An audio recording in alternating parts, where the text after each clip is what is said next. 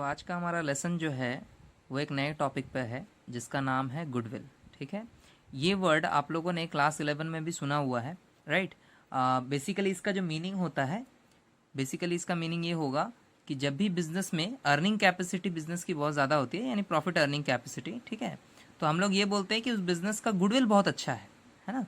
और goodwill basically brand name को भी बोल सकते हैं, बिजनेस के प्रॉफिट अर्निंग कैपेसिटी को भी बोल सकते हैं, या फिर एक रेपुटेशन की बात भी आती है कि कंपनी की एक रेपुटेशन अच्छी है मार्केट में, तो मैं बोलता हूँ या फिर आप भी बोल सकते हो कि हाँ, मार्केट में इस कंपनी या इस बिजनेस का गुडविल बहुत अच्छा है, राइट।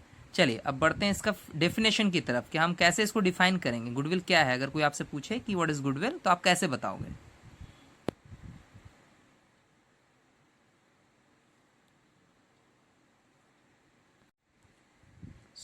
यहाँ मैंने इसका डेफिनेशन लिखा है। Goodwill means the good name और the reputation earn by a firm through the hard work and honesty of its owners, right. Goodwill कैसे क्रिएट होता है? गुडविल का मतलब हो गया कि ये बिजनेस का गुड नेम यानी अच्छे नाम को बोला जाता है, या फिर आप उसके रेप्यूटेशन को बोल सकते हैं जो कि अर्न किया जाता है। अर्न मतलब कमाना पड़ता है इसको, ऐसा नहीं कि आपको कहीं से मिल जाएगा, right. By a firm through the hard work and honesty of its owner. जब आप हार्डवर्क करते हो, मान लीजिए आपका एक बिजनेस है, आप उस पर बहुत मेहनत से उस बिजनेस को बड़ा करने के लिए डेली काम करते हो, आइडियाज़ लगाते हो, ठीक है ना, वो बिजनेस की एक्टिविटीज़ को अच्छे से मैनेज करते हो, तो आपके बिजनेस को सक्सेस होने से तो कोई रोक नहीं सकता है, ठीक है। जब आपका बिजनेस सक्सेसफुल होता है तो हम ये बोल सकते हैं कि आपका हार्डवर्क या ऑनेस्टी, इसकी वजह से क्या हुआ है कि बिजनेस का नाम अच्छा हुआ है, यानी गुड नेम, है ना। और रेपुटेशन भी अच्छी हुई है, क्योंकि पब्लिक जब आपका प्रोडक्ट खरीदेगी तभी आपको पैसे मिलेंगे, राइट। और उसके थ्रू आपके बिजनेस का सेल या बाकी जो सारी एक्टिविटीज़ है उसको चलाने में आपको हेल्प मिलेगी, बिजनेस सक्सेस होगा, ग्रो करेगा। बिजनेस का जो गुड नेम होगा उसको हम गुडविल, इस नाम से आप इसको डिनोट करोगे, राइट। अदर वर्ड्स में भी इसको हम समझा सकते हैं, जैसे कि goodwill is nothing more than the probability that the old customers will resort to the old place, right। अब यहाँ पे क्या मीनिंग निकल रहा है कि मैं अगर अदर वर्ड्स में बोलूँ, जैसे मैंने पहले क्या बोला कि गुडविल किसको बोलते हैं? गुडविल बिजनेस के अच्छे नाम को बोलते हैं, राइट। सबसे पहले तो इसका डेफिनेशन यही हो गया कि बिजनेस का अच्छा नाम है, मतलब बिजनेस की एक गुडविल वैल्यू है, राइट। और आगे चल के हम अगर उसको और थोड़ा इलैबोरेट करें, थोड़ा और खुल के बताएं, तो हम बोलेंगे कि goodwill is nothing more than the probability that the old customers will resort to the old place. ये एक ऐसा मतलब हिडन पावर है, आप बोल सकते हो, जिसके थ्रू आपके कस्टमर आपके दुकान में, बिजनेस में रिटेन करते हैं, वो बने रहते हैं, राइट। जैसे आप मान लो कोई प्रोडक्ट बाहर में बेचते हो, राइट। अगर कस्टमर को आपका प्रोडक्ट पसंद आएगा तो वो बार बार आपके दुकान की तरफ आएंगे, again and again they will come to your place, right. उस वक्त क्या होता है, आप ये बोल सकते हो कि मार्केट में मेरी गुडविल अच्छी बनी हुई है, लोग मेरा प्रोडक्ट ही इस्तेमाल करना बार बार पसंद करते हैं। गुडविल का मतलब ये हो गया कि बिजनेस का एक रेपुटेशन मार्केट में बन जाना, जिसके थ्रू आप कस्टमर्स को अपने पास रिटेन करते हो, होल्ड करते हो, ताकि वो किसी और कंपनी और बिजनेस के पास और किसी रिटेल शॉप या जो भी आप बिजनेस करते हो उसको चेंज ना करे, वो आपके पास ही बने रहे। ये हो गया हमारा गुडविल का डेफिनेशन, राइट। नाउ अब हम लोग डिस्कस करेंगे कि कैरेक्टरिस्टिक्स या फीचर्स क्या है। मतलब मीनिंग तो पता चल ही गया कि गुडविल एक अच्छा नाम को बोलते हैं, या वो पावर है जो हिडन है, जिसकी वजह से आपके जो कस्टमर्स है आपके पास रहते हैं, है ना। आपका प्रोडक्ट अच्छा है मार्केट में तो आपकी गुडविल अच्छी है। इसमें क्या क्या फीचर्स है जिनको हम अलग अलग पॉइंट्स पे डिफाइन कर सकते हैं, ठीक है। देखो आप फर्स्ट हमारा जो कैरेक्टरिस्टिक्स है, फीचर है कि गुडविल में क्या क्या फीचर्स होते हैं। पहला है कि it is an intangible asset and has a value in monetary terms. आप लोगों ने क्लास 11 में पढ़ा हुआ है कि एसेट्स के दो कैटेगरीज होती हैं, एक होता है टेंजिबल एसेट, एक होता है इनटेंजिबल एसेट, राइट। टेंजिबल उसको बोलते हैं जिसका फिजिकल अपीयरेंस होता है, यानी जिसको हम अपने आंखों से देख सकते हैं, प्लस टच भी कर सकते हैं, हम उसे फील कर सकते हैं, हाँ ये एसेट सामने से दिखता है, कैसा दिखता है, जैसे बिल्डिंग हो गया, राइट, मोटर ट्रक हो गया, आपके बिजनेस का स्टॉक हो गया, ये सब क्या है? ये सब एसेट ही है जिसको आप देख रहे हो। अगर आप देख रहे हो तो मैं बोलूंगा ये टेंजिबल है, यानी ये आंखों से दिखाई भी देता है और इसको हम टच करके फील भी कर सकते हैं, राइट। बट जो इनटेंजिबल एसेट की कैटेगरी है उसका डिफिनेशन ये होता है कि ये एसेट को आप अपने आंखों से या टच करके फील नहीं कर पाओगे, बट इसकी प्रेजेंस है, इसका यूज है, एक नेम से ये बिजनेस में पड़ा हुआ रहता है बैलेंस शीट में, बट इसकी एक वैल्यू होती है ना। गुडविल जो है, गुडविल एक इनटेंजिबल एसेट है जिसका एक मॉनेटरी टर्म में भी वैल्यू है, और ये कब पता चलता है, मान लो कि आपका बिजनेस आपको सेल करना है किसी दूसरे बिजनेस ओनर को, राइट। कभी कभी क्या होता है, बिजनेस सेल करने की जरूरत पड़ जाती है, बिजनेस अच्छा नहीं चल पा रहा है या किसी रीजन से आपको बिजनेस सेल करना पड़े, पैसे की जरूरत पड़ गई है या आपके लोन्स वगैरह ज्यादा हो गए हैं तो आप बिजनेस को ज्यादा थॉरोली चला नहीं पा रहे हो। उस केस में जब आप सामने वाले को अपना बिजनेस बेचोगे तो एक्चुअली में आप बिजनेस नहीं सेल करते हो, आप अपने बिजनेस का ब्रांड वैल्यू भी सेल करते हो, राइट। अगर आपका बिजनेस का प्रोडक्ट कस्टमर को पहले से बहुत पसंद है और उस बिजनेस को कोई अदर बिजनेस ओनर खरीदता है तो आप उससे गुडविल के नाम पे कुछ वैल्यू एक्स्ट्रा ले सकते हो अपने बिजनेस के वैल्यू से छोड़कर। मान लीजिए आपके बिजनेस की वैल्यू 10 करोड़ है और आपने गुडविल वैल्यूएशन करके रखा है कि मेरे बिजनेस की वैल्यूएशन जो है गुडविल की वो 1 करोड़ है, तो आप बिजनेस में आप उससे 11 करोड़ रुपए ले सकते हो, 1 crore extra for goodwill, right. So आप लोग को ये ध्यान रखना है कि goodwill it is not an, मतलब ये ऐसा नहीं कि ये कोई फिक्टिटियस चीज है, मतलब ये दिखती नहीं है या कुछ है, बस सर नाम है, एक रेपुटेशन है, ऐसा कुछ नहीं है। ये भले एक नॉन सीन एसेट है जिसको हम इंटेंजिबल एसेट बोल रहे हैं, बट इसका एक मॉनेटरी वैल्यू है जो पता चलता है एक किसी किसी वक्त पे कि इसकी वैल्यू क्यों काम आती है, राइट। चलिए अब इसका नेक्स्ट फीचर देखते हैं। नेक्स्ट जो हमारा फीचर है वो है कि it helps in earning excess profits. भाई ये तो सिंपल मीनिंग आपको समझ में आ ही रहा होगा कि अगर बिजनेस का रेपुटेशन को ही हम गुडविल बता रहे हैं, बिजनेस का अच्छे नाम को, गुड नेम को ही मैं गुडविल बता रहा हूं, तो इसका मतलब क्या है कि वो गुडविल कैसे बना, जरूर वो बिजनेस मार्केट में अच्छा चलता होगा और जो बिजनेस मार्केट में अच्छा चलेगा उसकी अर्निंग कैपेसिटी यानी वो जो प्रॉफिट कमा रहा होगा वो भी अच्छी होगी।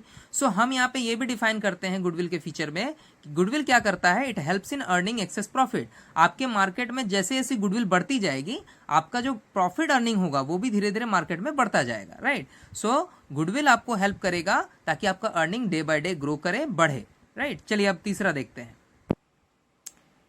ये जो हमारा तीसरा पॉइंट है जिसमें मैंने लिखा है कि its value is liable to constant fluctuation.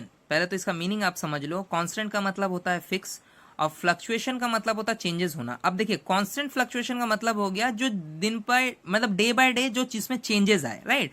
जो ऊपर भी जाए, नीचे भी जाए, बढ़े भी, घटे भी, इंक्रीज हो, डिक्रीज हो, जो आप बोल सकते हो। It's value is liable. अब देखिए गुडविल क्या होता है, गुडविल आम एसेट की तरह नहीं है जिसकी वैल्यू डिप्रिशिएट हो जाए या जिसका वैल्यू गिर जाए या ऊपर हो जाए। हाँ ये जरूर है कि अगर आपका बिजनेस अच्छा से रन नहीं कर रहा है तो उसकी गुडविल वैल्यू घटेगी, बात सही है। लेकिन कॉन्स्टेंटली काम करते वक्त ऐसा नहीं होता है कि इसमें कोई डेप्रिशिएशन चार्ज होता हो, राइट। जैसे अदर एसेट्स में होता है, फिजिकल एसेट्स में, लैंड पे तो नहीं होता है, प्लांट हो गया, मशीन हो गया, बिल्डिंग हो गया, इस तरह के सारे जो एसेट्स है उसमें डेप्रिशिएशन चार्ज होता है। लेकिन गुडविल में ऐसा कुछ नहीं है। सो इसका जो वैल्यू है वो लायबल नहीं होता है, ठीक है। अब देखिए होता क्या है, सो इसमें कोई डेप्रिशिएशन वगैरह चार्ज आपको नहीं करना पड़ता है और ये कॉन्स्टेंटली आपके बिजनेस में बैलेंस शीट में एसेट साइड में रिफ्लेक्ट करता है, राइट। चलिए बढ़ते हैं फोर्थ पॉइंट की तरफ।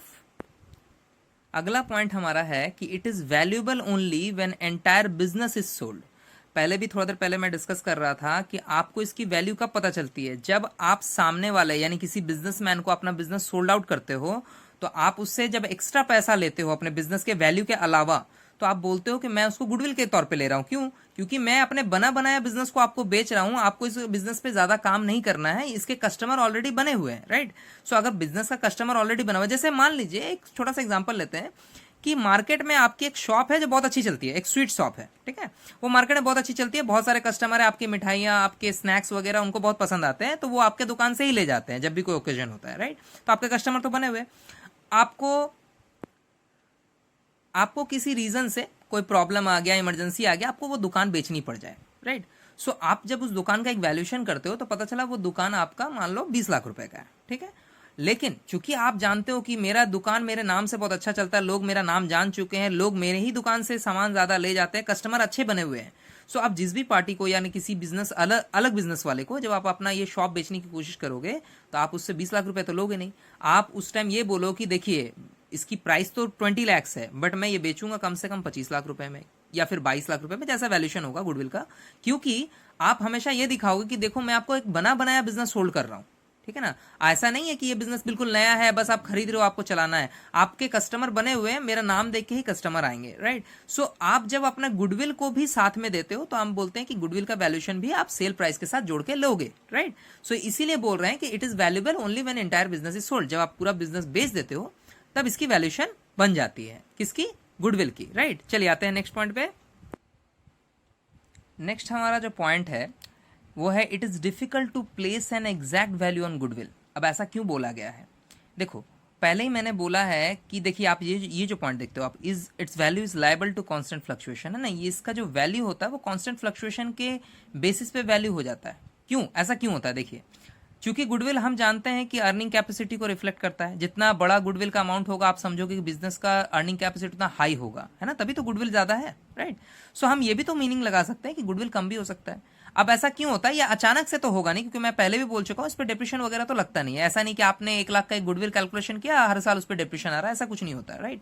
बट बिजनेस की अर्निंग कैपेसिटी पे चूंकि गुडविल आपका बेस होता है, और अगर बिजनेस का earning capacity day by day up down हो, ठीक है, सो हर साल क्या होगा, जैसा जैसा प्रॉफिट, आपको तो पता है कि ईयर एंडिंग में हम लोग प्रॉफिट कैलकुलेट करते हैं। सो जब भी बिजनेस का प्रॉफिट अर्निंग आपके हर साल में कंपेयर टू लास्ट ईयर अगर चेंज होता है, कम होता है या ज्यादा होता है, सो उस केस में क्या होगा कि आपको गुडविल का भी वैल्यूएशन अलग से करना होगा, और वो हो सकता है कि पिछले गुडविल के वैल्यूएशन से वो वैरी कर जाए, राइट। सो हम लोग क्या समझ में आ रहा है कि गुडविल के वैल्यूएशन में ऐसे तो डिप्रेशन वगैरह होगा नहीं, बट चूंकि अर्निंग कैपेसिटी में चेंजेस आते हैं, और गुडविल तो उसी को बोलते हैं ना कि फर्म की अर्निंग कैपेसिटी क्या है, उसके हिसाब से गुडविल कैलकुलेट हो रहा है। सो हम लोग क्या बोलेंगे कि गुडविल की वैल्यू सिर्फ और सिर्फ अर्निंग कैपेसिटी को देखकर ही चेंज होती है, और वो भी ऐसे नहीं कि साल के बीच में आप कभी भी ईयर एंडिंग से पहले ही कर दो, ऐसा नहीं है। आप हर साल जब भी प्रॉफिट निकालते हो या लॉस कुछ भी आ रहा हो आपके बिजनेस में, आप उसके बेसिस पे ही देखोगे कि इस साल का प्रॉफिट होने के बाद मेरे बिजनेस का गुडविल का वैल्यूएशन क्या हो रहा था। और इसके लिए हम लोग इस चैप्टर में बहुत सारे मेथड्स वगैरह को कंसीडर करेंगे, सीखेंगे, जिसमें हम गुडविल्स को निकालना सीखेंगे, ठीक है। आई मीन गुडविल को निकालने के लिए सारा चीज़ को हम अपने माइंड में सेट कर लेंगे कि कैसे कैसे गुडविल को वैल्यूएशन करते हैं वगैरह वगैरह। एक बार मैं पॉइंट्स को फिर से बता देता हूँ। हम लोग पढ़ रहे हैं कैरेक्टरिस्टिक्स, मीनिंग तो मैं पहले ही बता चुका हूँ, अच्छा नाम, रेपुटेशन, है ना। It is an intangible asset, ये इंटेंजिबल एसेट होता है, मतलब ये दिखाई नहीं देता, सिर्फ इसका नेम आप सुनेंगे कि हाँ गुडविल है, राइट, बट इसकी एक मॉनेटरी वैल्यू है, मॉनेटरी टर्म्स में इसकी वैल्यू है।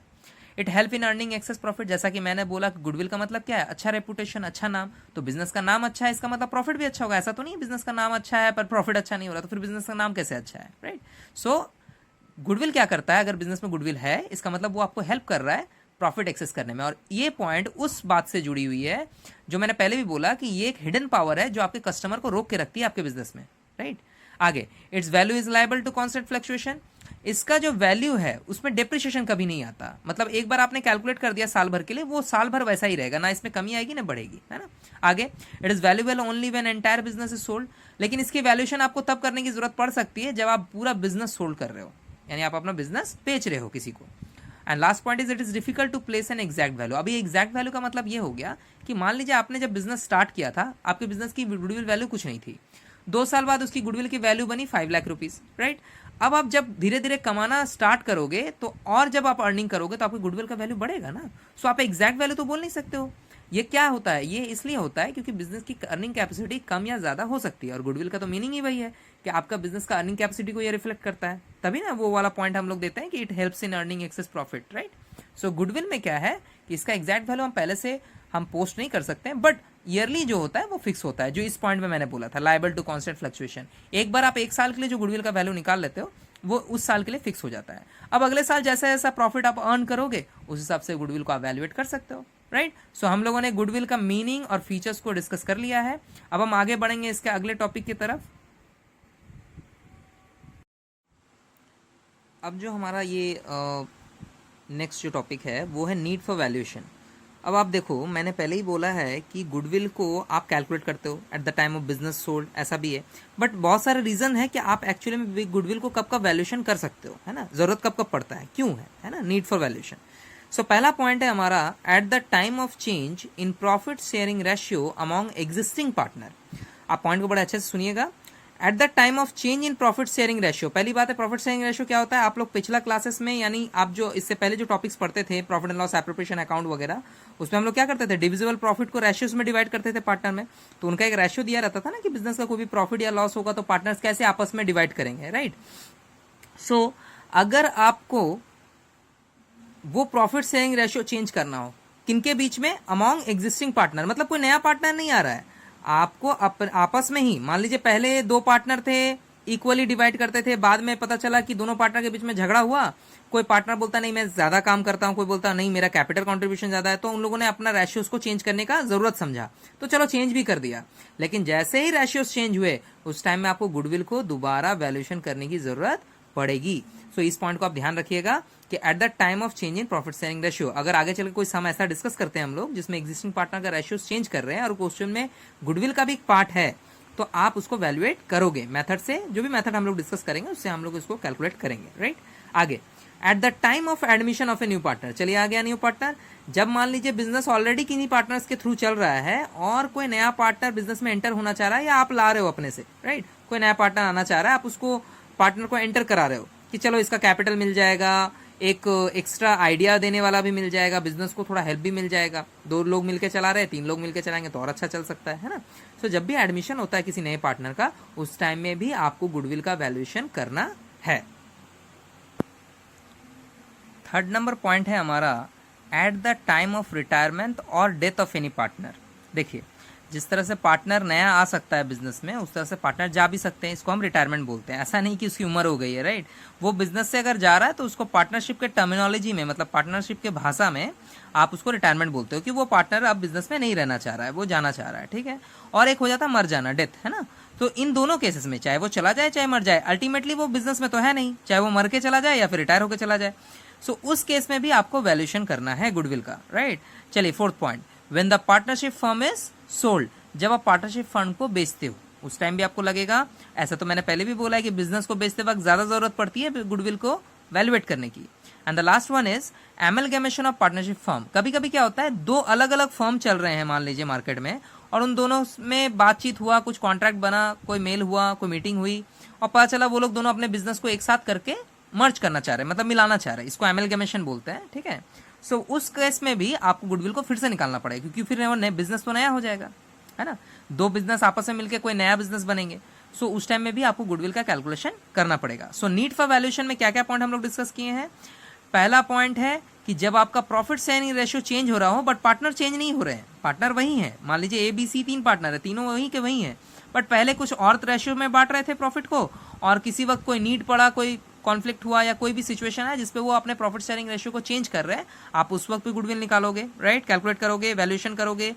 नेक्स्ट है जब कोई नया पार्टनर एंटर कर रहा हो, उस वक्त तो और जरूरी हो जाता है, क्योंकि नया पार्टनर के हिसाब से फिर प्रॉफिट शेयरिंग रेशियो चेंज होता है ना। अल्टीमेटली बात वही है, प्रॉफिट शेयरिंग रेशियो आपका चेंज हो रहा है। नेक्स्ट है आपका जब आपका कोई पार्टनर चला जाता है, मान लीजिए 4 पार्टनर है, उसमें से एक पार्टनर चला गया या 2 चले गए, ठीक है, मिनिमम 2 तो पार्टनर रहने पड़ेंगे, तो मैं ऐसे ही बोल रहा हूँ, मान लीजिए ABCD 4 पार्टनर है, C और D चले गए, A और B अभी भी बिजनेस में है, तो C और D जब चले जाएंगे, रिटायर करेंगे, इसको हम बोलेंगे रिटायरमेंट कर रहे हैं, उस वक्त में तब भी फर्म को आपको गुडविल निकालना पड़ेगा।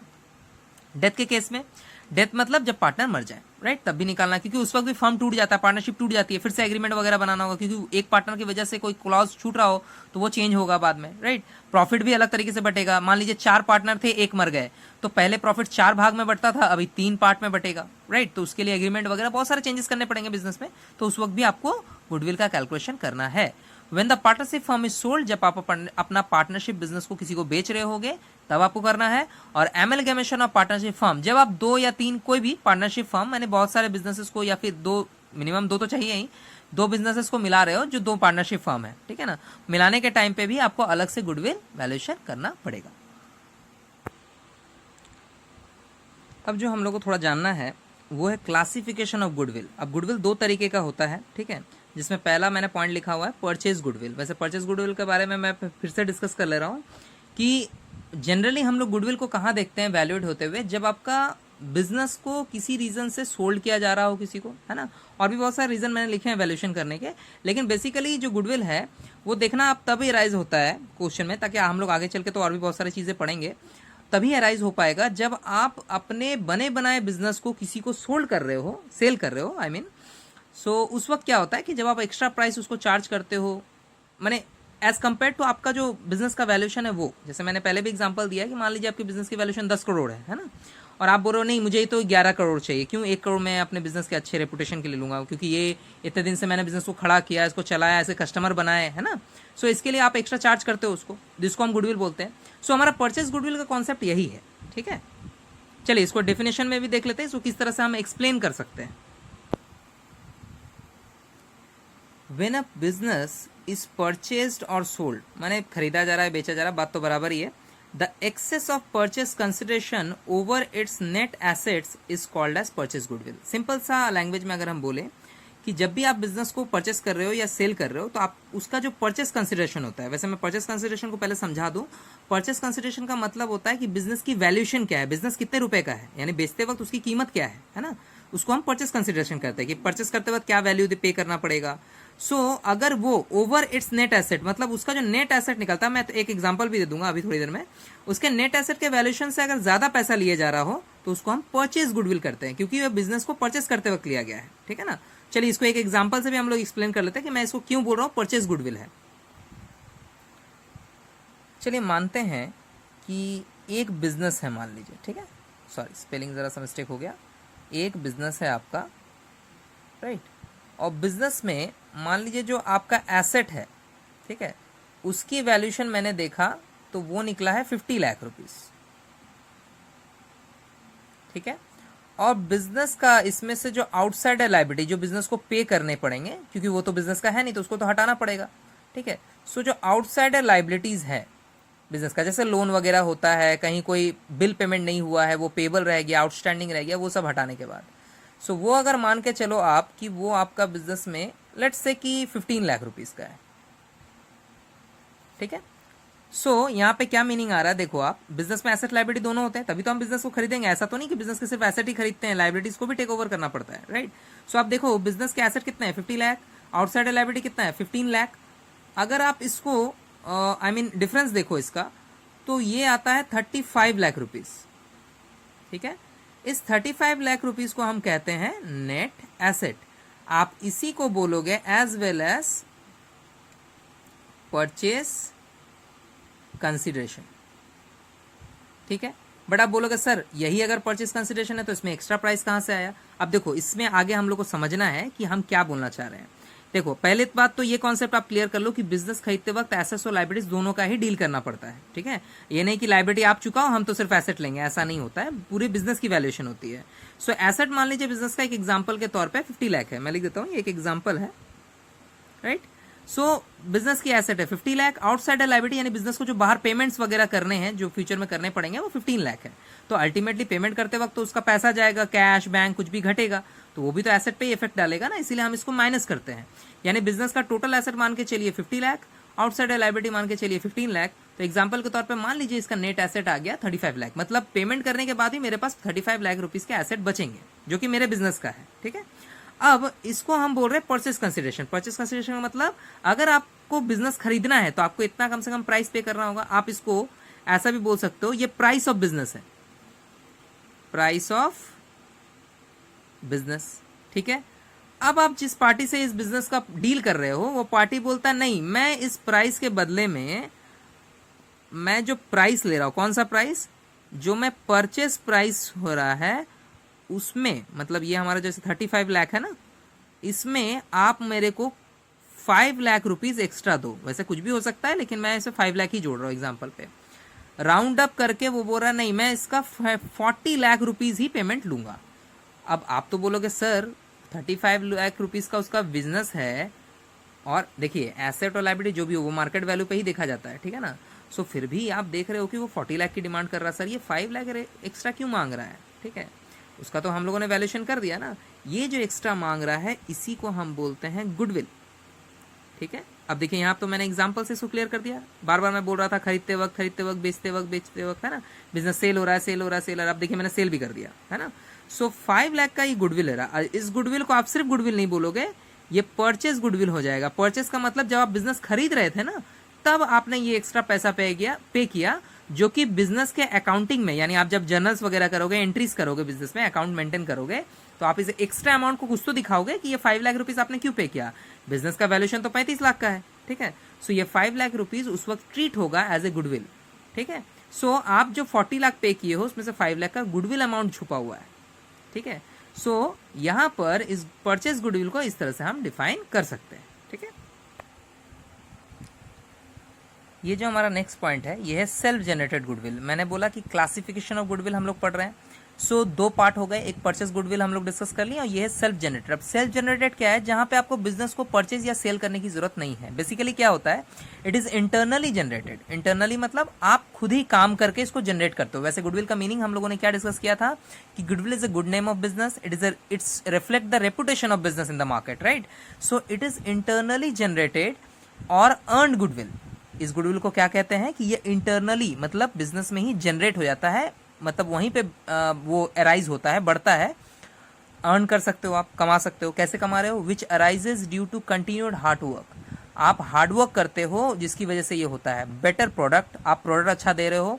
बेटर कस्टमर सर्विस, आप कस्टमर को अच्छे से ट्रीट कर रहे हो, उनको सर्विस अच्छी प्रोवाइड करते हो। बाय द ऑर्गेनाइजेशन, जब ऑर्गेनाइजेशन के थ्रू ये 3-4 काम किए थे, ऐसे बहुत सारे काम है। बेसिकली 3 काम ही मैंने लिखा है। एक है हार्डवर्क, वहाँ के एम्प्लॉयज अच्छा हार्डवर्क करते हैं, प्रोडक्ट अच्छे देते हैं और कस्टमर को सर्विस अच्छा प्रोवाइड करते हैं। बेसिकली तो ये 2-3 चीजें होती है ना जो बिजनेस को फॉलो करनी होती है, जिससे बिजनेस का नाम अच्छा होता है, right. So self generated goodwill in काम की वजह से आपके बिजनेस में जनरेट होता है, यानी निकल के आता है। बट आप इसको बुक्स में शो नहीं करते हो। सो हम यहाँ पे ये भी जोड़ सकते हैं कि it is not recorded in the books, ठीक है, because no consideration in money is paid for it.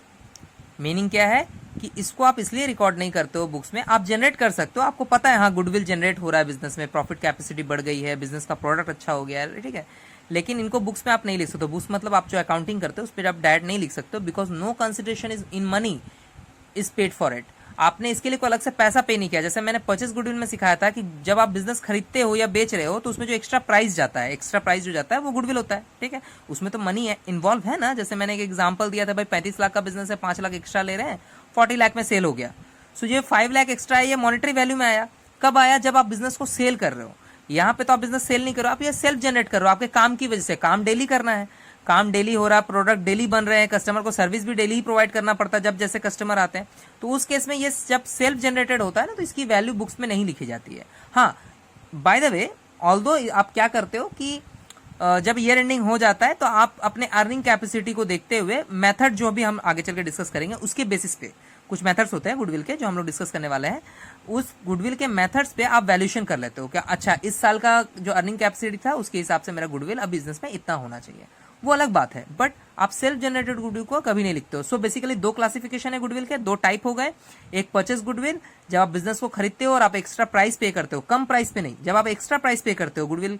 और कैसे वैल्यूएशन होता है बाबू, हम लोग, आप लोग सारे लोग डिस्कस कर सकते हो। सॉरी मेरे थोड़ा से वर्ड्स को लेकर प्रॉब्लम हो गई।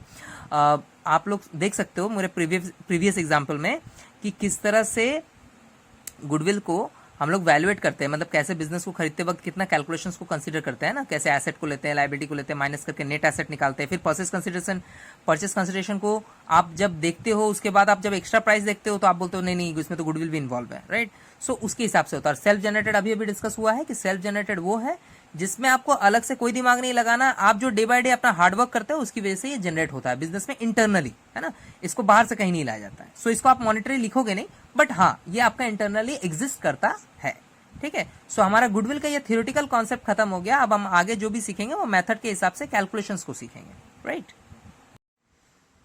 अब हम लोग मेथड्स डिस्कस करने वाले हैं कि गुडविल को वैल्यूएशन कैसे करते हैं, कैलकुलेट कैसे करते हैं, जिसमें सबसे पहला मेथड है हमारा एवरेज प्रॉफिट मेथड। वैसे बेसिकली इसमें 3 मेथड है, जिसमें अब हम लोग इसी ट्यूटोरियल में एक ही मेथड को डिस्कस करने वाले हैं, average profit method. Average profit method क्या होता है, आप नाम से ही समझ रहे हो कि यह एवरेज प्रॉफिट को डिस्कस करता है, यानी एवरेज प्रॉफिट को आपको इसमें कंसीडर करना है। अब एवरेज कैसे निकालते हैं किसी प्रॉफिट का, अगर मान लो बिजनेस में बहुत साल के प्रॉफिट है ना, क्योंकि मैंने पहले ही बोला है गुडविल किसको बोलते हैं, गुडविल जो आपको अर्निंग कैपेसिटी को रिफ्लेक्ट करता है। जिस फर्म का जितना अच्छा गुडविल होगा समझ लो उसकी अर्निंग कैपेसिटी भी उतनी ही अच्छी है। सो एवरेज प्रॉफिट मेथड में हम इसी कॉन्सेप्ट को लेके काम करने वाले हैं, ठीक है। अब इसमें भी आपका 2 वेरिएंट आता है, जिसमें सबसे पहला हम सीखेंगे simple average profit method. Simple average profit method. बहुत ही आसान सा मेथड है, आपको थोड़ा सा इस पे ध्यान देना है, ये बहुत इजीली समझ में भी आ जाता है। क्योंकि हम लोग गुडविल कैलकुलेशन कर रहे हैं और मेथड का नाम है एवरेज प्रॉफिट, जिसका पहला टाइप है सिंपल एवरेज प्रॉफिट। अब ये होता क्या है, कैसे निकालते हैं, उसके लिए हम लोग क्या करेंगे, इसका थोड़ा कॉन्सेप्ट समझेंगे। एग्जाम्पल के तौर पे मैं ये बताता हूँ कि जैसे मान लीजिए फर्म 2010 से रन कर रहा है, ठीक है, 2010, 2011, 2012 एंड 2014, ये 4 साल अभी तक मान लीजिए रन कर चुका है, ठीक है। सो आप क्या देख रहे हो कि 2010 में फर्म ने 50,000 का प्रॉफिट अर्न किया था। इस प्रॉफिट के लिए मैं ना इसको प्लस करके लिख रहा हूँ ताकि आपको याद रहे ये प्रॉफिट है, ठीक है, क्योंकि बिजनेस में लॉस भी हो सकता है। 2011 में इसकी प्रॉफिट हुई 60,000, ये भी मैं प्लस रखता हूँ। 2012 में इस फर्म ने एक 10,000 रुपीज़ का लॉस इनकर किया है, ठीक है, इस साल मान लीजिए इसको लॉस है, ठीक है। और 14 में इसने अगेन प्रॉफिट अर्न किया है, लेट्स से इसने 40,000 का, मैं नहीं 40 नहीं, मैं इसको पकड़ लेता हूँ 60,000 का, ठीक है, 60,000 का ये प्रॉफिट अर्न कर रहा है, ठीक है। सो हम क्या देख रहे हैं कि बिजनेस जो है वो 4 साल इस तरह से फ्लक्चुएट हुआ है अपने अर्निंग कैपेसिटी को लेके, 50,000, 60,000, ये एग्जाम्पल के तौर पे है। अब हम लोग क्या करते हैं, ये जो हम लोग मेथड सीख रहे हैं एवरेज प्रॉफिट, जिसमें हम लोग सिंपल एवरेज देख रहे हैं, इसमें हम सबसे पहले इन सारे प्रॉफिट और लॉस भी रहेगा साथ में, सबका एक एवरेज निकालेंगे। अब एवरेज तो आप जानते हो कैसे भी निकालते हैं किसी भी नंबर्स का, हम लोग ये मैथमेटिकल टर्म्स में जानते हैं कि एवरेज कैसे निकाला जाता है। आप सारे वैल्यूज को जोड़ते हो और नंबर ऑफ वैल्यूज से आप डिवाइड कर देते हो। किसी भी चीज़ का एवरेज निकालना तो बहुत ईजी है। सो हम यहाँ पे क्या करेंगे, 50,000 लेंगे, ये पॉजिटिव है क्योंकि प्रॉफिट था। 60,000 लिया हमने, ये भी पॉजिटिव है। साथ में जो नेगेटिव है उसको तो नेगेटिव ही लेना पड़ेगा, और जो पॉजिटिव है उसको पॉजिटिव लिया। तो सारे चीज़ों को, यानी सारा जो वैल्यू है प्रॉफिट का, वो सबको हम लोगों ने ऐड कर दिया। बीच में एक नेगेटिव का भी आइटम है तो उसी हिसाब से उसको ट्रीट भी करेंगे। और कितने वैल्यूज हैं, 1, 2, 3 और 4, तो आप क्या करोगे, 4 से इसको डिवाइड कर दोगे तो एवरेज आ जाएगा। ये क्या निकल रहा है, एवरेज प्रॉफिट। यानी हम लोगों ने एक टोटल प्रॉफिट और लॉस का एक कंबाइन वैल्यू लिया और उसको जितने वैल्यूज दिए हुए हैं, जैसे 4 साल का प्रॉफिट है ना, तो 4 से डिवाइड कर दिया। अगर 6 साल का रहेगा तो 6 से डिवाइड करोगे, 3 साल का रहेगा तो 3 से डिवाइड करेंगे। अब देखिए आप ऐड करते हैं 50 एंड 60, 1,10,000, जिसमें से 10 जाएगा तो आपका हो जाएगा 1,00,000 एंड 60, यानी आपका जो टोटल नेट वैल्यू आ रहा है प्रॉफिट का, जो टोटल में आ रहा है वो 160 है, डिवाइड बाय 4 है। आप जब इसको डिडक्ट करते हो, इसको डिवाइड करते हो, तो आपका जो वैल्यू निकल के आता है वो 40,000 है। तो हम ये बोल सकते हैं बिजनेस का एवरेज प्रॉफिट जो है वो 40,000 मेंटेन करता है बिजनेस, ठीक है। अब इस मेथड का जो नेक्स्ट पार्ट है वो गुडविल का है, क्योंकि सबसे पहले तो हम लोग एवरेज प्रॉफिट को कंसिडर करते हैं। सो इसमें गुडविल के लिए एक फॉर्मूला मतलब यूज होता है। फॉर्मूला ये है कि average profit into number of purchase year, ठीक है, average profit into number of purchase year, ये आपका फॉर्मूला है, जिसमें से एक डिटेल आपका क्वेश्चन में हमेशा मेंशन रहेगा, that is number of purchase year. वो बिजनेस का एक परचेज ईयर का एक ये होता है, क्या बोलते हैं, डिटेल होता है, उसको वहां पे मेंशन किया रहता है। वो 2 साल हो सकता है, 3 साल हो सकता है, 6 साल हो सकता है, 5 साल हो सकता है, वो ईयर में रहेगा। इसलिए देखिए लिखा हुआ नंबर ऑफ परचेज ईयर। आप जो भी एवरेज प्रॉफिट यहाँ पे कैलकुलेट कर रहे हो, अब कैसे कैलकुलेट होना है वो तो मैं बता दिया हूँ कि आपको इन्फॉर्मेशन रहेगा हर साल का कितना कितना प्रॉफिट है, आप सबको एक जगह ऐड करके उसका एक एवरेज ले लोगे। जैसे ही एवरेज प्रॉफिट आपका कैलकुलेट हुआ, आप गुडविल के फॉर्मूला में उसको पुट करोगे, average profit into number of purchase year. So 40,000 average profit है।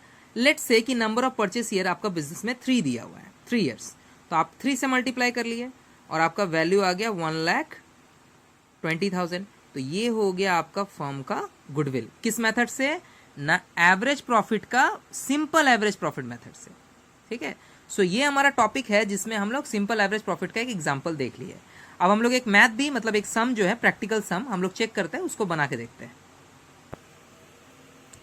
ये क्वेश्चन मैंने सेलेक्ट किया है बुक से एग्जाम्पल में।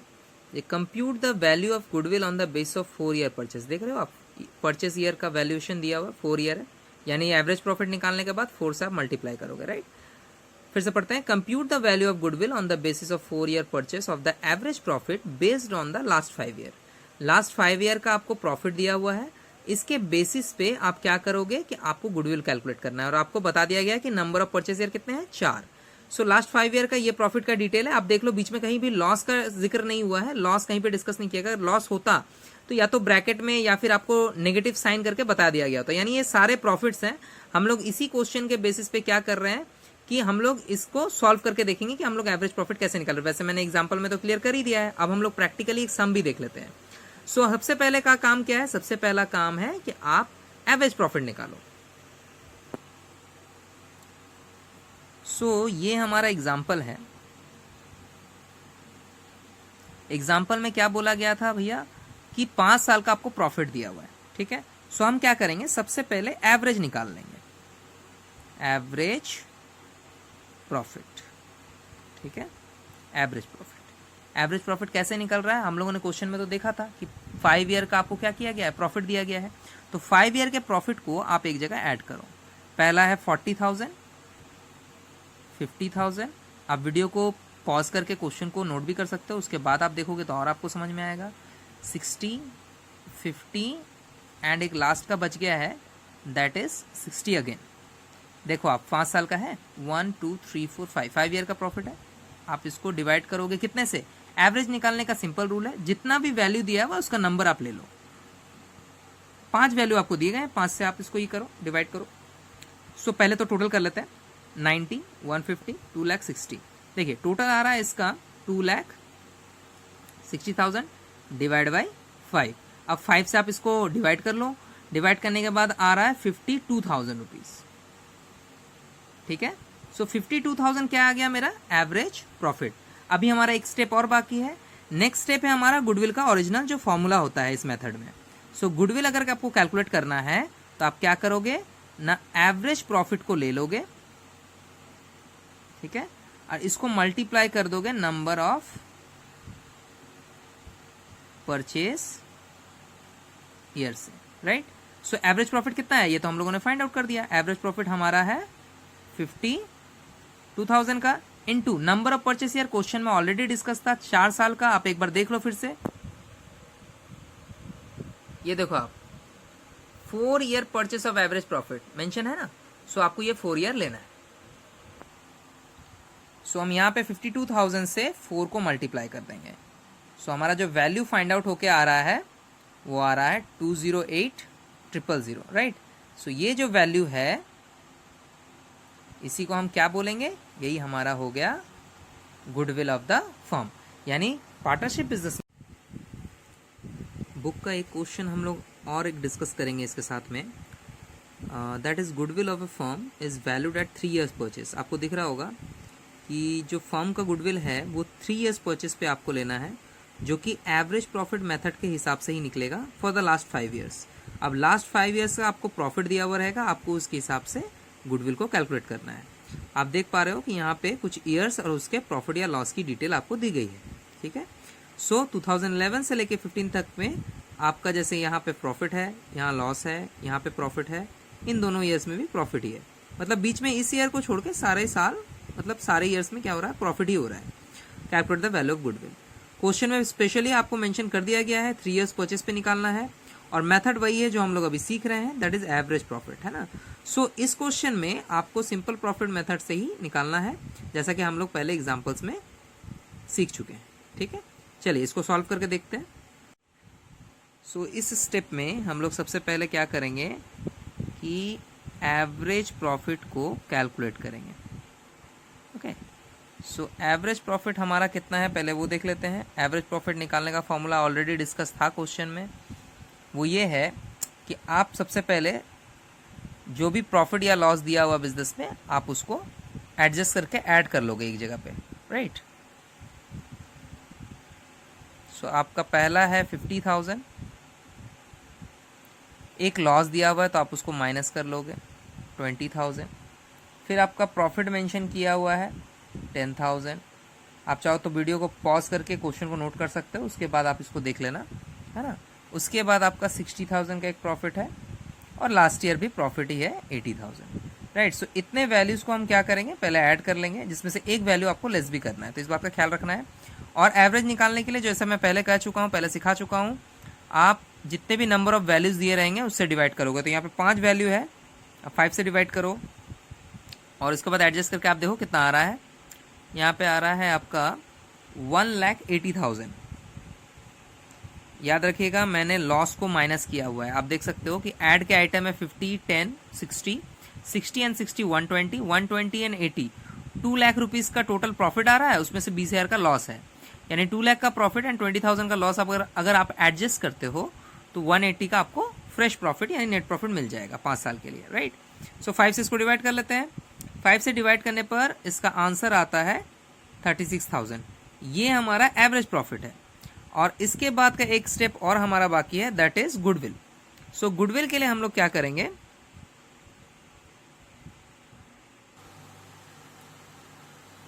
हम सबसे पहले गुडविल का फॉर्मूला पुट करेंगे। सो गुडविल का फॉर्मूला मैंने पहले सिखाया है, एवरेज प्रॉफिट मेथड में होता है एवरेज प्रॉफिट, जो ऑलरेडी आप फाइंड आउट कर चुके हो, into number of purchase year, right. So average profit आपका कितना है, एवरेज प्रॉफिट हम लोगों ने फाइंड आउट किया था 36,000। आप क्वेश्चन में देख पा रहे हो 36,000 का एवरेज प्रॉफिट है। और नंबर ऑफ परचेज के लिए ईयर के लिए आप एक बार क्वेश्चन देख लो। क्वेश्चन का फर्स्ट लाइन आप देखो, goodwill of the firm is valued at 3 years purchase of average profit, right.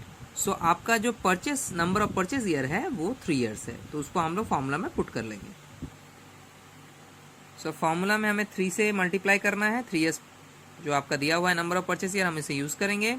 और हमारा जो गुडविल आएगा वो आएगा 108,000 का, यानी ये हो गया अमाउंट आपके गुडविल का। जिस तरह से हम लोगों ने पहले 1-2 मैथ में देखा है, उसी तरह से एग्जाम्पल में भी देखा था हम लोगों ने, उस तरह से हम लोगों ने कैलकुलेट कर लिया, राइट। ये हमारा नेक्स्ट क्वेश्चन है जिसको हम लोग डिस्कस करने वाले हैं। इस क्वेश्चन में आप देखो कि ये भी आपका एवरेज प्रॉफिट मेथड ही है, क्योंकि इसमें कुछ ईयर्स के प्रॉफिट आपको मेंशन किए हुए हैं, बट साथ में कुछ एडिशनल इन्फॉर्मेशन भी है। जैसे फर्स्ट ईयर का जहाँ प्रॉफिट दिया हुआ है वहाँ पे 6,000 रुपीज़ के बाद ब्रैकेट में एक इन्फॉर्मेशन मेंशन किया हुआ है, लिखा हुआ है including N abnormal gain of 2,000। उसी तरह सेकेंड ईयर में भी कुछ है, थर्ड ईयर में भी कुछ है, फोर्थ ईयर में कुछ नहीं है, बट फिफ्थ ईयर में एक लॉस मेंशन किया हुआ है। लॉस मतलब ये लॉस में है, ये आपका लॉस दिया हुआ है, राइट। इसमें कुछ मेंशन नहीं है अलग से, ये लॉस दिया हुआ है, मतलब कभी कभी प्रॉफिट हुआ है तो यहाँ पे लॉस है। आगे बोल रहा है calculate the amount of goodwill on the base of 3 year purchase, ये हमारा नंबर ऑफ परचेज ईयर हो गया, ऑफ लास्ट 5 year प्रॉफिट। अब आप कंफ्यूज मत होना कि यहाँ 3 year यहाँ 5 year, सर कौन सा वाला लेना है। सिंपल सा बात है, 3 year परचेज मतलब ये नंबर ऑफ परचेज ईयर हो गया। 5 year प्रॉफिट आप देख ही पा रहे हो, लैंग्वेज समझो आप। 5 year प्रॉफिट मतलब यहाँ 5 साल का प्रॉफिट दिया हुआ है, ठीक है। तो मिक्स अप मत कर लेना कि 3 या 5 में से कोई भी एक चलेगा, ऐसा कुछ नहीं है, या फिर 3 की जगह आप 5 ले लो, नहीं। बेसिस ऑफ 3 year परचेज का मतलब हो गया नंबर ऑफ परचेज ईयर 3 है। बट इस क्वेश्चन में सबसे ज्यादा जो आपको कॉन्सेंट्रेट करना है, कंसिडर करना है, वो ये पॉइंट है कि हर प्रॉफिट के साथ कुछ एडजस्टमेंट लिखे हुए हैं। एडजस्टमेंट मतलब ये जो आपका प्रॉफिट है ये एक ओरिजिनल प्रॉफिट तभी बनेगा जब इसमें या तो कोई लॉस या गेन का एडजस्टमेंट पहले से किया हुआ है, उसको आपको ठीक करना होगा, ठीक है। तो इसका जो स्टेप है उसके लिए आपको सिंपल ट्रिक में दे देता हूं। अगर कोई एबनॉर्मल गेन आपको दिखाई देगा तो आप उसको एडेड बैक करोगे, सॉरी एबनॉर्मल गेन मिलेगा तो आप उसको लेस करोगे, डिडक्ट करोगे, माइनस करोगे। और अगर आपको कोई एबनॉर्मल लॉस दिखाई देगा तो उसको आप एडेड बैक करोगे। अब जैसे यहाँ पे देखो, आप एबनॉर्मल गेन है तो आप इसको यहाँ से डिडक्ट करोगे, यानी हमारे फर्म का जो फर्स्ट ईयर का प्रॉफिट है वो 4,000 रहा होगा, ये गेन उसमें अननेसेसरली ऐड किया हुआ है, ठीक है। अब ऐसा क्यों होता है, इसके पीछे बहुत सारे कारण हैं। जब पार्टनरशिप फर्म चलता है तो कोई भी एबनॉर्मल लॉस या गेन को लेने का रूल नहीं होता है, ठीक है। सो अगर आप ले चुके हो तो आप प्रॉफिट को फ्रेश करोगे, नेट करोगे, उस पर ही गुडविल को निकाल पाओगे, ठीक है। आगे 14,000 का ये जो सेकंड ईयर का प्रॉफिट है, इसमें आप देख रहे हो कि एक्सक्लूडिंग 4,000 एज इंश्योरेंस प्रीमियम। अब आप एक बात बताओ, अगर फर्म में, बिजनेस में आप किसी तरह का इंश्योरेंस प्रीमियम भरते हो, ये किस तरह के लिए हो सकता है, स्टॉक के गुड्स का इंश्योरेंस के लिए हो सकता है। लाइफ इंश्योरेंस की बात नहीं करूंगा क्योंकि लाइफ इंश्योरेंस पर्सनल होता है, वो ड्राइंग का पार्ट हो जाता है। बट अगर आप इंश्योरेंस प्रीमियम भर रहे हो, उसमें स्पेशली लाइफ इंश्योरेंस वगैरह नहीं लिखा हुआ, तो ऑब्वियसली ये या तो गुड्स इंश्योरेंस है, ट्रांजिट इंश्योरेंस है, बहुत सारे इंश्योरेंस आते हैं जो आपके रिस्क को कम करते हैं बिजनेस के। अगर आप उसका प्रीमियम भरते हो और उसको आप एज ए एक्सपेंसेस नहीं शो करोगे तो आपका प्रॉफिट ज्यादा दिखाई देगा। तो आप इस प्रॉफिट को एडजस्ट करोगे कि ये वाला एक्सपेंसेस यहाँ पे शो नहीं हुआ, इसलिए हम इसे माइनस करेंगे, राइट। आगे थर्ड ईयर में एक प्रॉफिट है जिसमें लिखा हुआ after charging N abnormal loss. पहले ही मैंने बोला कि एबनॉर्मल लॉस या एबनॉर्मल गेन अगर आपको मिले तो आप क्या करना, गेन को आप डिडक्ट करोगे, लॉस को ऐड करोगे, बिल्कुल ऑपोजिट करना है। क्योंकि गेन प्रॉफिट को बढ़ाता है तो हम प्रॉफिट को ठीक करने के लिए उसको डिडक्ट करेंगे, लॉस प्रॉफिट को कम करता है, डिक्रीज करता है, तो लॉस को एडेड बैक करेंगे, क्योंकि ये अननेसेसरी एडजस्टमेंट्स हैं। और ये जो एडजस्टमेंट आप देख रहे हो जो एक्सक्लूडिंग इंश्योरेंस प्रीमियम का है, ये एक सिंपल एडजस्टमेंट है जो आपको सिर्फ इतना रिफ्लेक्ट करके दिखा रहा है कि आपने कोई एक्सपेंसेस गलती से छोड़ दिया इस ईयर में। तो इस साल आपने अगर कोई एक्सपेंसेस छोड़ दिया तो आप उसको ले लो, ताकि आपका प्रॉफिट जो हो वो फ्रेश हो जाए। आगे फोर्थ ईयर का 6000 है, फिफ्थ ईयर का 2000 लॉस है। इन दोनों ईयर्स में कोई एडजस्टमेंट नहीं है, तो हमें इन तीनों ईयर्स में, जैसा मैंने अभी थोड़ा देर पहले समझाया, उस हिसाब से एडजस्टमेंट करेंगे। जो हमारा फ्रेश प्रॉफिट आएगा उसी को लेके गुडविल के कैलकुलेशन में उसको यूज करेंगे। ठीक है, चलिए इसका सॉल्यूशन कर लेते हैं। सॉल्यूशन में सबसे पहले हम लोग क्या करेंगे, हम लोग इंडिविजुअली 1 ईयर का लिखेंगे और उसको एडजस्ट भी करते जाएंगे। ठीक है, जैसे फर्स्ट ईयर बताया गया था क्वेश्चन में कि 6000 का प्रॉफिट है, राइट, 6000 का प्रॉफिट है, लेकिन क्वेश्चन ये भी तो साथ में बोल रहा है ना कि उसमें एक एबनॉर्मल गेन जुड़ा हुआ है। तो अगर एबनॉर्मल गेन है तो जैसा मैंने बोला है, आप उसको क्या करोगे, लेस कर लोगे। 2000 अमाउंट का एबनॉर्मल गेन था, राइट, मैं समझाने के लिए यहाँ लिख भी दे रहा हूँ। ठीक है ना, सो आपका ये एबनॉर्मल गेन एडजस्ट हो गया, तो आपका फ्रेश प्रॉफिट कितना हो गया इस ईयर का, फर्स्ट ईयर का 4000 रुपीज। सिमिलरली आप जब सेकेंड ईयर का काम करोगे उस वक्त आपका प्रॉफिट मेंशन किया हुआ है 14000। आप क्वेश्चन को पॉज करके देख सकते हो, बैक करके भी देख सकते हो। 14000 में एक इंश्योरेंस प्रीमियम आपने गलती से छोड़ दिया है। ये कोई एबनॉर्मल लॉस या गेन नहीं है, ये एक सिंपल एक्सपेंसेस है जो आपसे छूट गया है। अगर कोई एक्सपेंसेस छूटा है तो आप उसको लेस कर लो, क्योंकि उसको तो आप लेस करते हैं ना ताकि आपका प्रॉफिट और कम होता। और इसके ऑपोजिट में अगर कोई इनकम छूट जाए तो आप समझ ही रहे हो, कॉमन सेंस आपका क्या बोलता है कि सर अगर एक्सपेंसेस को लेस करेंगे तो ऑब्वियसली अगर कोई इनकम छूट जाए तो उसको एडेड बैक करेंगे। ठीक है, आपने वो इनकम छोड़ दिया मतलब आपका प्रॉफिट कम आ रहा होगा उसकी वजह से, राइट, और आपने कोई एक्सपेंसेस छोड़ दिया तो आपका प्रॉफिट उसकी वजह से ज्यादा आ रहा होगा। ठीक है, तो आप उस लॉस को, यानी सॉरी मैं लॉस बोल रहा हूँ बार बार, आप उस एक्सपेंसेस को आप यहाँ एडजस्ट करोगे। सो ये भी लेस का आइटम है। मैं यहाँ लिख देता हूँ कि इंश्योरेंस प्रीमियम, ठीक है, एक्सक्लूड, राइट। सो कितना आ जाएगा आपका, 10,000 का फ्रेश प्रॉफिट हो जाएगा। उसके बाद थर्ड ईयर में क्या हो रहा है कि थर्ड ईयर में आपका दिया हुआ है 4000 रुपीज का प्रॉफिट, राइट। अब इसमें बोला गया है एबनॉर्मल लॉस है 2000 रुपीज का, आप बैक करके देख सकते हो, इसमें 2000 रुपीज का एबनॉर्मल लॉस है। सो हम यहाँ पे क्या करेंगे, इसको ऐड कर लेंगे, क्योंकि ये लॉस तो आपने अननेसेसरीली दिखाया हुआ है, तो आपका तो प्रॉफिट इसकी वजह से कम हो रहा होगा। सो आप क्या करोगे, यहाँ लिखोगे एबनॉर्मल लॉस। जैसा आप देख पा रहे हो एबनॉर्मल गेन को मैंने डिडक्ट कर दिया, उल्टा किया है, उसी तरह आप एबनॉर्मल लॉस को आप एडेड बैक करोगे। सो इसकी वजह से आपका प्रॉफिट 4000 से बढ़ के 6000 रुपीज दिखेगा। सो हम लोगों ने तीनों का एडजस्ट कर दिया है। अब बारी है फोर्थ ईयर की। फोर्थ ईयर में जो आपका प्रॉफिट है वो 6000 है, तो आप सीधे उसको यहाँ पे मेंशन कर दो 6000, क्योंकि उसमें कोई एडजस्टमेंट है ही नहीं, ना कोई इनकम है ना कोई लॉस है। फिर आता है बारी 5 ईयर का, आई मीन 5th ईयर का। इसमें भी आपका दिया हुआ है जो अमाउंट, उसमें कोई एडजस्टमेंट नहीं है, बट रिमेंबर इसमें आपको लॉस दिया हुआ है, तो मैंने इसको माइनस के साइन के साथ लिख लिया ताकि मुझे याद रहे कि इस आइटम को पर्टिकुलरली मुझे लेस करना है। सो अब आपका यहाँ पे मैं लिख देता हूँ प्रॉफिट्स और लॉस, राइट। सो ये हमारा प्रॉफिट है, पॉजिटिव है, ये प्रॉफिट है, ये प्रॉफिट है, ये प्रॉफिट है, और ये वाला लॉस है। सो हमारा टोटल जो नेट आपका जो 5 ईयर्स का प्रॉफिट या लॉस निकल के आ रहा है वो हो रहा है 14 + 6 20 and 26 -2 दैट इज 24,000। अभी काम खत्म नहीं हुआ है, ये आपका आ गया टोटल प्रॉफिट, ठीक है। और ये कौन सा प्रॉफिट है, हम इसको बोलेंगे एडजस्टेड, यानी ये अब आपका एकदम फ्रेश प्रॉफिट है जिसको लेके आप काम कर सकते हो। अब टोटल प्रॉफिट के बाद आपको क्या करना है वो आप देखो। जब आपको टोटल प्रॉफिट फाइंड आउट हो ही गया है, मैं यहाँ फिर से लिख देता हूँ, टोटल एडजस्टेड प्रॉफिट था ना आपका, टोटल एडजस्टेड प्रॉफिट जो है आपको फाइंड आउट हो चुका है 24,000, हम लोग तो कर लिए हैं, ठीक है। अब हमारा जो नेक्स्ट स्टेप है वो सिंपल वाला है, हमें क्या करना है कि एवरेज प्रॉफिट इसी टोटल प्रॉफिट से निकाल लेना है। सो टोटल प्रॉफिट है 24,000, और रिमेंबर मैंने बोला था जितने वैल्यूज दिए रहेंगे, तो 5 ईयर का प्रॉफिट था आप 5 से इसको डिवाइड कर दो, राइट।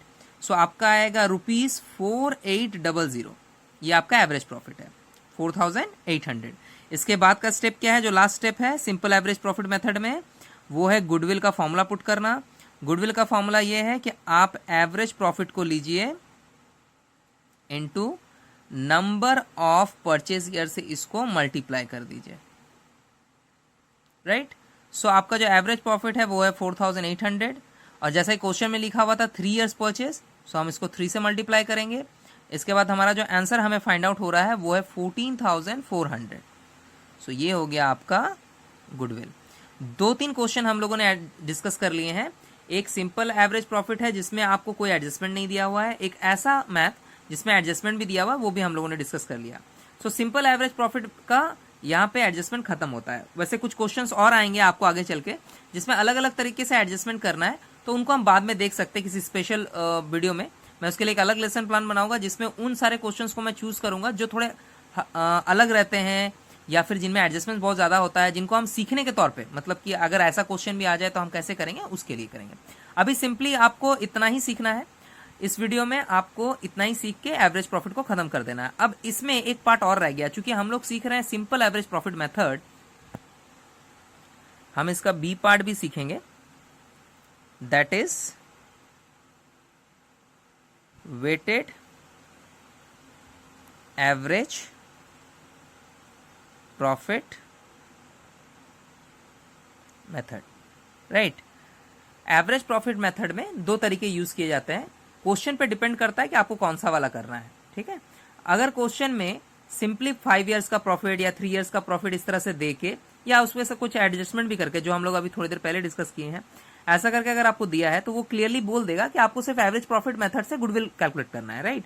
लेकिन वेटेड में क्या होता है, ये वाला जो आपका वर्ड है ये आपका बहुत इंपॉर्टेंट है, वेटेड, यानी आपको एवरेज प्रॉफिट मेथड को ही काम पे लाना है, बट इसमें वेट का एक पॉइंट आता है जिसमें आपको वेट को लेकर कुछ काम करना होता है। आगे चल के हम कुछ सम्स देख रहे हैं इस पे, ठीक है। सो वेटेड एवरेज प्रॉफिट में बेसिकली आपको वेट पे डिपेंड करके एवरेज प्रॉफिट को निकालना पड़ता है, ठीक है। चलिए मैं कोई क्वेश्चन देख लेता हूं जिससे ये ज्यादा क्लियर हो जाए। अब इस मेथड में क्या करना है कि आपको एक इस तरह का टेबल यूज करना है, ठीक है। अब ये क्यों यूज हो रहा है मैं दिखा देता हूं। इसमें फर्स्ट कॉलम में आप ईयर लिखोगे, ईयर मतलब आप फर्स्ट सेकेंड या ईयर का अगर नेम है 2015 2016 ये आप मेंशन करोगे एक लाइन से, ठीक है। सो यहाँ पे आप ईयर मेंशन करोगे, बगल में जिस ईयर का जो प्रॉफिट आपको दिया रहेगा वो आप मेंशन करोगे, ठीक है। उसके बाद क्वेश्चन में अलग से आपको एक वेट दिया रहेगा, इसकी इंफॉर्मेशन रहेगी, क्वेश्चन में एक वेट दिया हुआ है, ठीक है। हम इसको इंडिकेट कर रहे हैं W से, राइट, और प्रॉफिट को इंडिकेट कर रहे हैं P से, ठीक है। अब इन दोनों का एक प्रोडक्ट आपको यहाँ पर कैलकुलेट करना है। प्रोडक्ट तो आप जानते हो मल्टीप्लाई करना, यानी आपको P into W, price into weight का एक आंसर यहाँ पे निकालना है, ठीक है। अब प्रोडक्ट जैसे ही निकलेगा उसके बाद आपको एक फॉर्मूला पुट करना है वेटेड एवरेज प्रॉफिट निकालने के लिए, वेटेड एवरेज प्रॉफिट निकालने के लिए। आप जब इस चार्ट पे सारा प्रोडक्ट कर लोगे तो आप उस प्रोडक्ट का एक टोटल करोगे, राइट। सो यहां पे आप क्या करोगे, यहां पे एक टोटल लोगे, टोटल आपका कुछ भी हो सकता है, जितने भी आपके अमाउंट है सबको आप जोड़ लीजिएगा। वेटेड एवरेज प्रॉफिट का फॉर्मूला लगाना है, जिसमें फॉर्मूला का जो पार्ट होता है वो होता है टोटल ऑफ प्रोडक्ट्स, जो कि मैंने अभी भी बताया, ये है टोटल आपका, total of product divide by total of weight. अब फॉर्मूला से एक बार फिर इसको समझ लेते हैं, क्योंकि ये वेटेड एवरेज प्रॉफिट का मैथ है। आप वेटेड एवरेज प्रॉफिट में मैंने क्या बोला था कि वेट का बहुत इंपॉर्टेंस है, राइट। सो यहाँ पे आप देखो ये चार्ट में ऐसे ही मेंशन करके आपको बनाना है, इसके बिना ये बनेगा नहीं, right. So weighted average profit में फॉर्मूला होता है total of product divide by total of weight. So product कैसे निकलेगा, प्रोडक्ट प्रॉफिट और वेट को मल्टीप्लाई करके निकलेगा, उनका एक टोटल लेना है, that is total of product. और टोटल ऑफ वेट इसका मतलब आपको वेट का भी एक टोटल यहाँ करना होगा, यहाँ पे आपको इस कॉलम का भी एक टोटल लेना होगा, इस टोटल को इस टोटल से आपको डिवाइड कर लेना है, राइट। अब बात आता है कि एवरेज प्रॉफिट या वेटेड एवरेज प्रॉफिट, इसके बाद एक्चुअली में हम क्वेश्चन किस लिए बना रहे हैं, हम लोग तो गुडविल निकाल रहे हैं। सो गुडविल का फॉर्मूला क्या हो जाएगा, गुडविल का फॉर्मूला सेम ही है जो एवरेज प्रॉफिट मेथड में है, बस इसका नाम चेंज हो गया है। यानी इस बार फॉर्मूला हो जाएगा weighted average profit into number of purchase year, that's it. अब एक बार देख लो वेटेड एवरेज प्रॉफिट फॉर्मूला में कैसे होता है। आप ये चार्ट बनाओगे जिसमें ईयर, प्रॉफिट, वेट और प्रोडक्ट निकालोगे।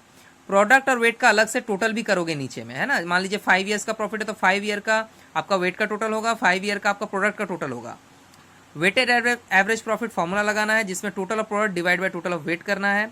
मान लीजिए आपका टोटल ऑफ प्रोडक्ट आ रहा है 3 लाख रुपीज और आपका टोटल ऑफ वेट आया 10, तो 3 लाख को 10 से डिवाइड करोगे तो आपका वेटेड एवरेज प्रॉफिट हो गया 30,000। That is an example.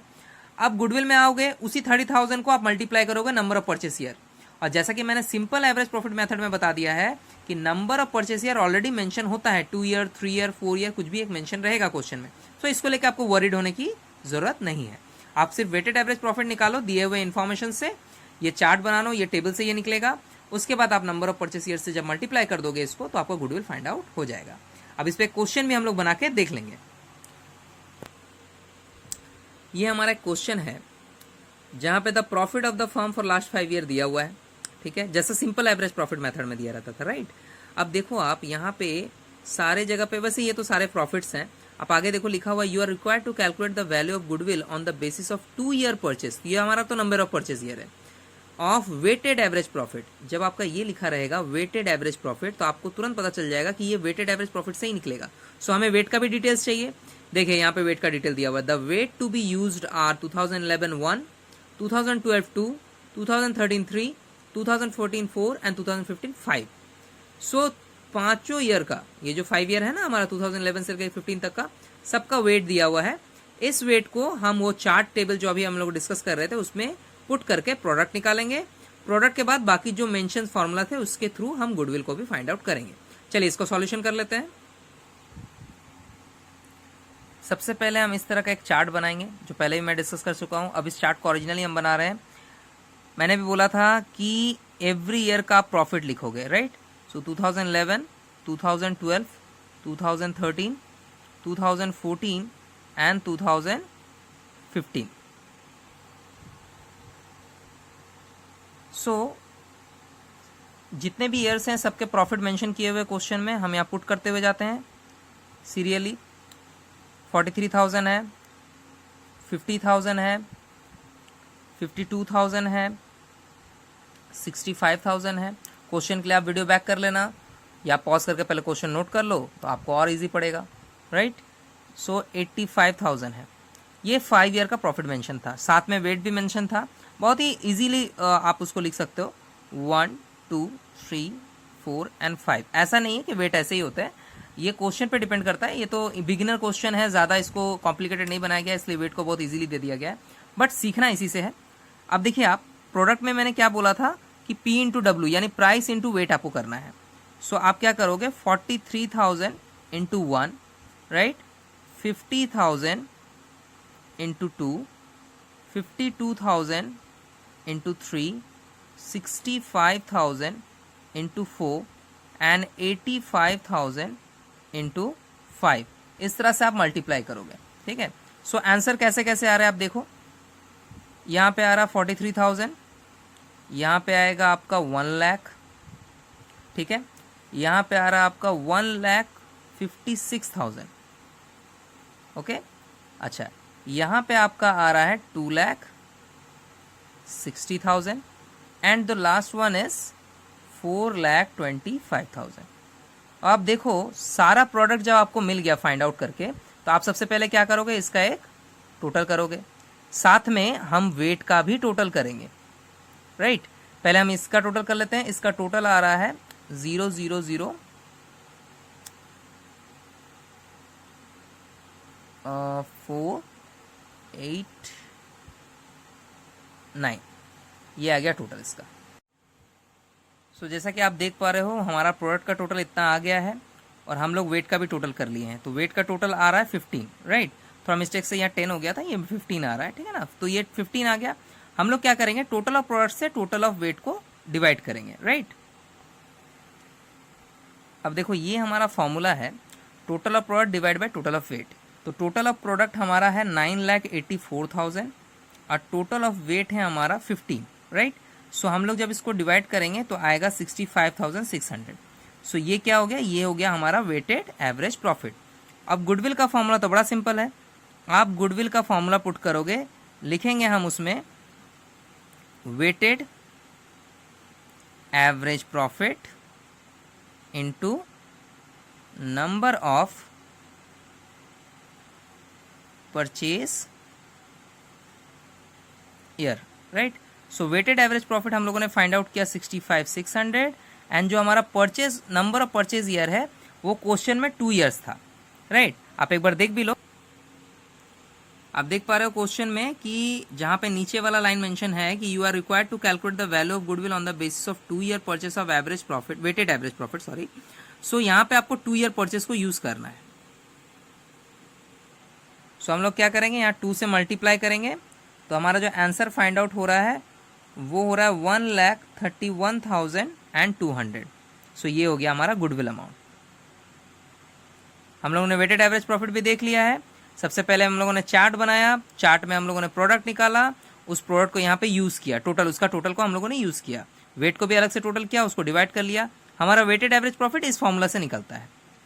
आ गया, फॉर्मूला सेम है, जहां पे हम सिंपल एवरेज प्रॉफिट मेथड में average profit into number of purchase year करते थे, यहाँ पे हम वेटेड एवरेज निकाल रहे हैं तो weighted average profit into number of purchase year करेंगे। नंबर ऑफ परचेस ईयर का डिटेल हमेशा से क्वेश्चन में रहता है, वो आप यूज कर लेना वहां से लेके, और वेटेड एवरेज प्रॉफिट तो आप खुद निकाल रहे हो। तो ये हमारा आंसर को हम नंबर ऑफ परचेस ईयर से मल्टीप्लाई कर रहे हैं और हमारा गुडविल फाइंड आउट हो जा रहा है। सो ये हो गया सिंपल एवरेज प्रॉफिट मेथड और वेटेड एवरेज प्रॉफिट मेथड का लेसन, जिसमें आप इसको ऐसे बना सकते हो, ठीक है। हमारे क्वेश्चंस के लिए आगे जितने भी हमें चीज़ें सीखनी है जो गुडविल पे बेस हैं, जिसमें गुडविल का कैलकुलेशन आपको ज़रूरत पड़ेगा, इन्हीं 2 मेथड पे ज़्यादा क्वेश्चंस पूछे जाते हैं। लेकिन हमें आगे और भी मेथड्स जानने हैं ताकि हमारा नॉलेज एकदम पक्का रहे, अगर क्वेश्चन कुछ भी एग्जाम में पूछे तो हम लोग को कोई प्रॉब्लम ना हो, ठीक है ना। सो एवरेज प्रॉफिट मेथड के लिए और गुडविल का जो फर्स्ट ट्यूटोरियल था उसके लिए हमारा लेसन यहीं पे कंप्लीट होता है।